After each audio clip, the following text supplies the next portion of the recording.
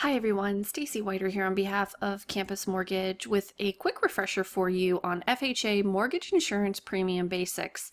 Now just a quick reminder before we get started, this video is for informational purposes only and should not be considered legal advice or used in place of FHA guidelines. Also, this video was issued on October 23rd, 2018, and the information contained in this video is subject to change without notice. FHA charges mortgage insurance two different ways within the same loan. So they charge it as a one-time upfront mortgage insurance premium that is paid at closing or can be financed into the loan, and as an annual insurance premium, also known as the periodic or monthly MIP, which is collected in the monthly payments. So let's talk first about the upfront mortgage insurance premium. So this is required on most FHA loans and it's charged for all amortization types. It's not considered when you're calculating the area-based nationwide mortgage limits or LTV limits.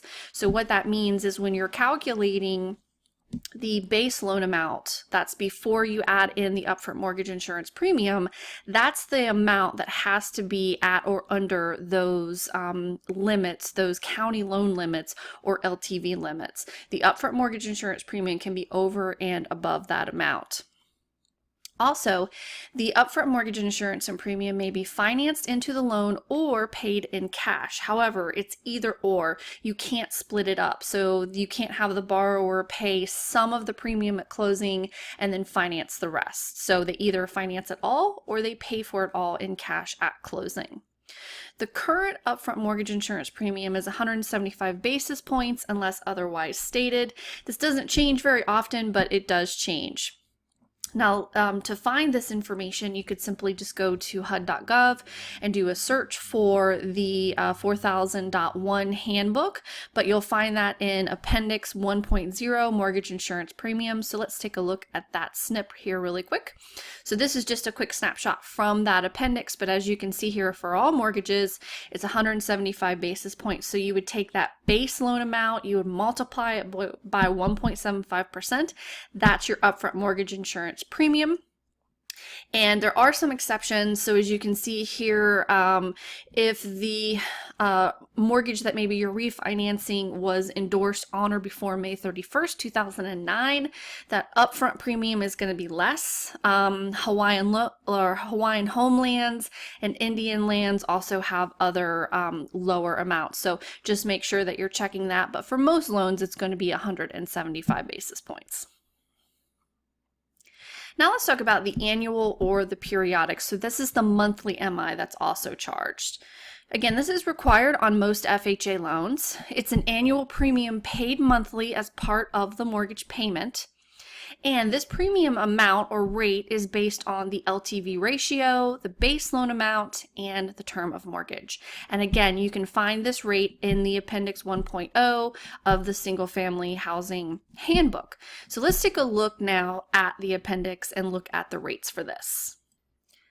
So here is a clip from the actual appendix where it shows you the current rates. Again, to find this information, always go to HUD.gov and look for the most recent rates. But as of the time of making this video, we can see here that if we have a base loan amount here less than or equal to 625.5 and an LTV let's say above 95%, which is probably pretty common, then the MI, the BIPS, is going to be at 85 basis points and it's going to last for the entire mortgage.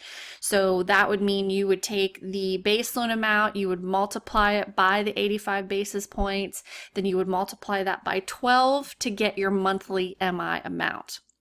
Now, as you can see here, there's different rates. The rates go up if the higher is a higher loan amount above the limits. Also, if you have a loan term that is 15 years or less, you can see the MI rates go down a little bit.